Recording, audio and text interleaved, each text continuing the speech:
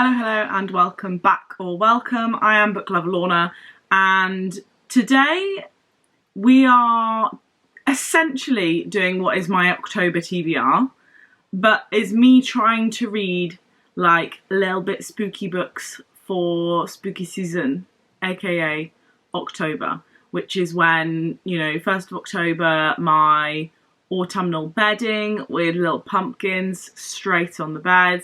Halloween decks out the loft down here. I'm, a bit excited, not gonna lie. Also buzzing for Christmas, but it's a bit too soon to kind of share my Christmas spirit with you guys. So we're gonna try and do, like a little bit spooky season. But in choosing my TBR for October, I have realised, sorry, I'm just leaning on the books.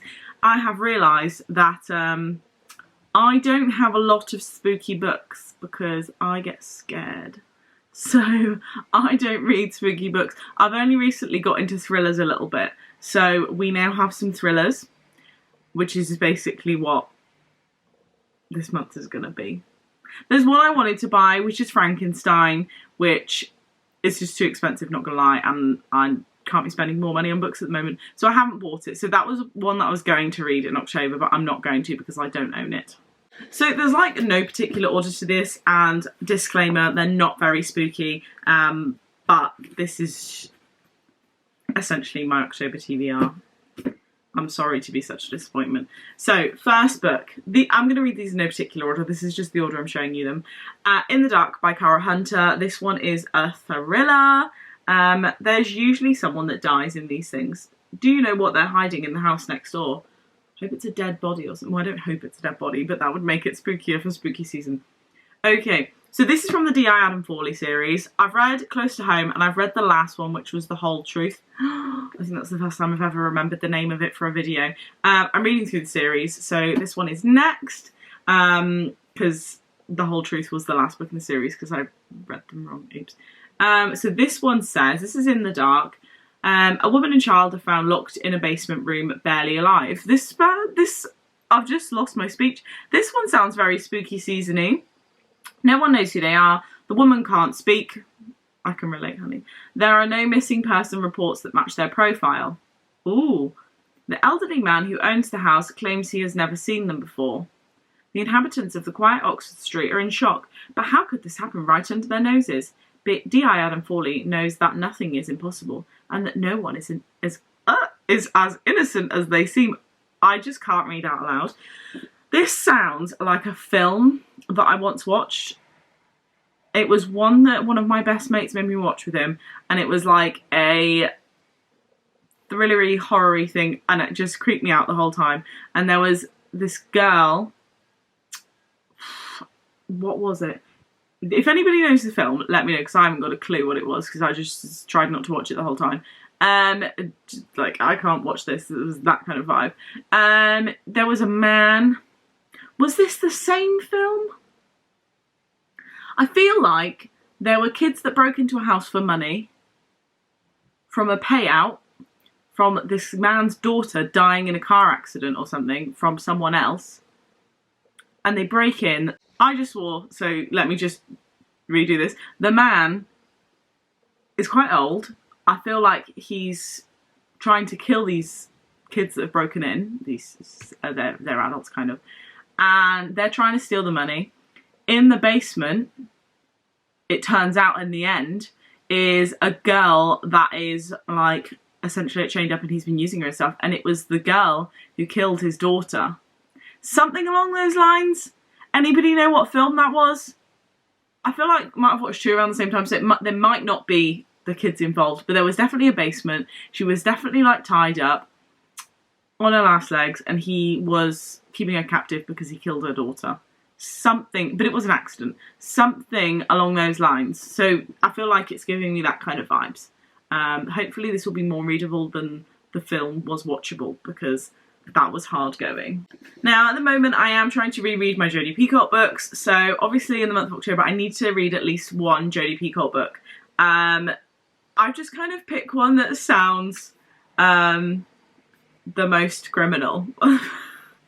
They've all got a lot of crime in them, let's be honest. I picked Vanishing Acts.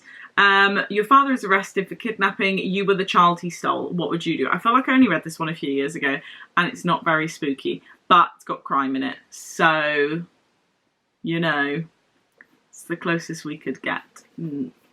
I could do better, but Jodie hasn't got any spooky books, really. I feel like there was one about ghosts, but I've tried to find it and there isn't. I think it's about angels and God, and that's not spooky. So that's supposed to be something nice.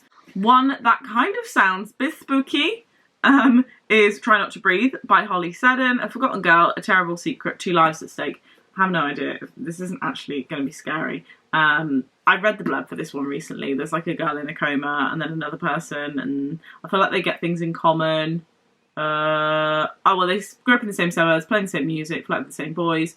One of them is investigating the attack, and it exposes her to the same danger as the girl that's in the coma. So, you know, that could be kind of a bit creepy. Creepy vibes. Spooky season is upon us.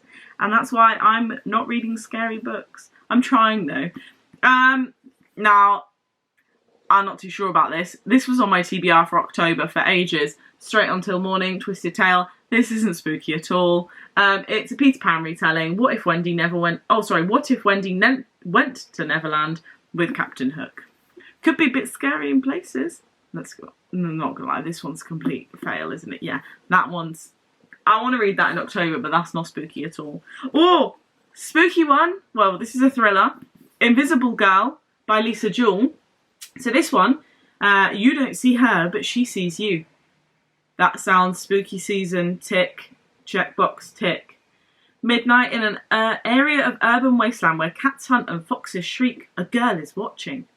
Well, I'm not going to read it like that, sorry. When Sapphire Maddox was 10, something terrible happened and she's carried the pain of it ever since. The man she thought was going to heal her didn't, and now she hides, learning his secrets invisible in the shadows. Owen Pick is invisible too. He's never had a girlfriend and he's never even had a friend. Nobody sees him, nobody cares. When Sapphire goes missing from opposite his house on Valentine's night, suddenly the world seems to be watching Owen, accusing him, holding him responsible for Sapphire's disappearance. Apart from the Clara Hunt book, this one is probably one of the best ones for my kind of criteria for October books. Not gonna lie, I've just picked thrillers, haven't I? Now, I have picked 8 books, by the way, because my goal for each month to hit my 100 books for the year is 8. If I can read more than that, that's fantastic. Some months I don't read that, which is sad. But if I set a goal for 8 books and I set a list of 8 books, then, you know, here's hoping. Next, Loki, Where Mischief Lies by Mackenzie Lee. This has been on my TBR for ages and I really wanted to read it, but it's just, I forget it's on there and I just never pick it up. This is not very October-y, but like he's, you know, magic and everything. So I feel like this is the best month potentially to read it in. So it says, when Asgardian magic is detected in relation to a string of mysterious murders on Earth, a young Loki, desperate to prove himself, is sent to investigate. But as he descends upon 19th century London, Loki embarks on a journey that leads him to more than just a murder suspect. He finds himself on a path to discover the source of his power and who he's meant to be. It's, you know, it's just magic, death, destruction. So, I don't even know anymore. This one. Now, this has been on my shelves for so long. I think I picked this up from Asda like years ago and I still haven't read it. And I want to. It's a thriller. It's a political thriller. It's by Bill Clinton and James Patterson. It's called The President is Missing. It says the president is missing. I can't speak today. The president is missing. The world is in shock. Terrorists are planning a devastating attack and they have help from traitors inside the White House. The only thing standing in their way is a president determined to save his people, even if it means putting himself in mortal danger. Now, this is quite chunky. I feel like that's one of the reasons originally that I didn't pick it up. Wow, it must have really short chapters because I've just like put my hand in there. That's chapter 112. Well, that means I can go through a few chapters quite quickly at least. I just really need to get this read and then decide whether it's keeping on my bookshelf or not. Oh my goodness, there are 112 and 28 chapters and an epilogue. Wow. Let's hope that those chapters help me whiz through this. Now, the next one is probably nothing, I've not read it, so I don't know what it's like, is kind of, you know, Halloween related, but this book specifically isn't. It's called Frankenstein. Close to Frankenstein, obviously. I showed this one recently in books that I expect to give 5 stars. So hopefully I'm really going to enjoy this one. It's by Jeanette Winterson. I will read you the blurb quickly. I'm sure I've read this blurb out loads of times. As Brexit grips Britain, Rye, a young transgender doctor, is falling in love. The object of their misguided affection, the celebrated AI specialist, Professor Victor Stein.